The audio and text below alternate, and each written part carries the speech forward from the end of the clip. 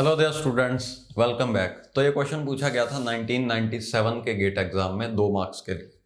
Let me just read out it's statement, फिर हम इसे सॉल्व करते हैं।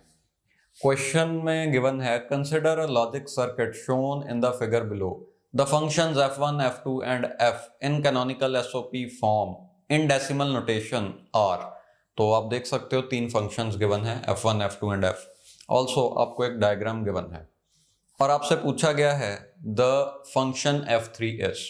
ओके, तो f1, f2 और f ये क्वेश्चन में आपको गिवन है, f1, f2 and f। f3 given नहीं है, जो कि हमने ढूंढना है। और आपको बताया गया है कि ये तीनों फंक्शंस की इनपुट्स हैं w, x, y and z। यानी कि इस पूरे सर्किट की 4 इनपुट्स हैं, w, x, y और z। वो तीनों के तीनों फंक्शंस को प्रोवाइड की जा रही हैं। अब इस गेट को अगर आप एनालाइज करो, जो ये एंड गेट है, इसकी आउटपुट हाई होगी जब दोनों इनपुट्स हाई हैं। दोनों इनपुट्स हाई किस केस में होंगे? दोनों इनपुट्स हाई होंगे जब w, x, y, z की वैल्यू है 8। ओके, बिकॉज यहां पे देखो f1 और f2 दोनों सिर्फ 8 के लिए ही 1 दे रहे हैं। मींस देखो, वैसे तो 9 पे f1 हाई है, 10 पे भी f1 हाई है, बट 9 और 10 पे f2 हाई नहीं है। यानी कि ऐसा केस जहां पे दोनों f1 f2 एक ही साथ हाई हो, वो है सिर्फ ये 8।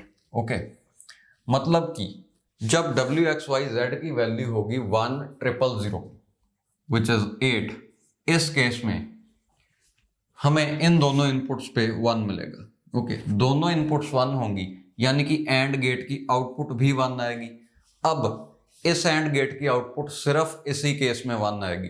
बाकी जितने भी केस हैं 0 0 0 0 0 0 1, फिर 2 3 सो ऑन 6 तक, फिर यानी कि 0 से लेके 7 तक, इन सभी के लिए यहां पे 0 होगा। और फिर 8 से लेके 15 तक भी यहां 0 होगा। 9 से लेके 15 तक। ओके, 8 के लिए 1 है। दैट मीन्स अगर हम इसकी कैनोनिकल एसओपी फॉर्म लिखना चाहें तो वो होगी ये, क्योंकि सिर्फ इस इनपुट पे यहां पे 1 आ रहा है। ओके, अब देखो, जो आपको फाइनल आउटपुट गिवन है वो है समीशन 8,9। यानी कि इस पूरे सर्किट की जो फाइनल आउटपुट है f, वो 8 और 9 दोनों पे 1 है। अब 8 पे तो 1 होगी ही होगी, क्योंकि जब w, x, y की वैल्यूज हैं 1,000,000 यानी कि 8, उस केस में आपको यहां से 1 मिल रहा है। और गेट की जब एक भी इनपुट 1 हो तो उसकी आउटपुट 1 होगी, यानी कि 8 पे तो 1 होगी, ये समझ आ रहा है। बट उन्होंने साथ ही साथ ये भी कहा है कि 9 पे भी 1 होगी। अब हमें f3 कोई ऐसा फंक्शन लिखना है जो 9 पे आउटपुट 1 दे, क्योंकि देखो इस और गेट की दोनों केसेस में आउटपुट है 1। 8 पे तो यहां से 1 मिल रहा है तो 1 होगा, बट 9 के केस में देखो, जब इनपुट है 9, w, x, y, z 9 है, उस केस में चेक करो f1 की आउटपुट 1 होगी। ओके, यहां पे है 1, बट f2 की आउटपुट 0 होगी, तो 1 एंड 0 होगा 0, यानी कि यहां पे आपको 0 मिलेगा 9 के केस में। तो ऑब्वियसली अगर आप इस और गेट की आउटपुट 1 बनाना चाहते हो इन केस ऑफ 9, तो यहां से आपको हाई मिलना चाहिए। ओके, यानी कि f3 की वैल्यू हाई होगी ऑन इनपुट 9, तो फंक्शन f3 आया ये। अब देखो, अगर आपने 8 इनपुट किया, 8 पे आपको यहां से 1 मिलेगा, तो फाइनल आउटपुट 1 हुई।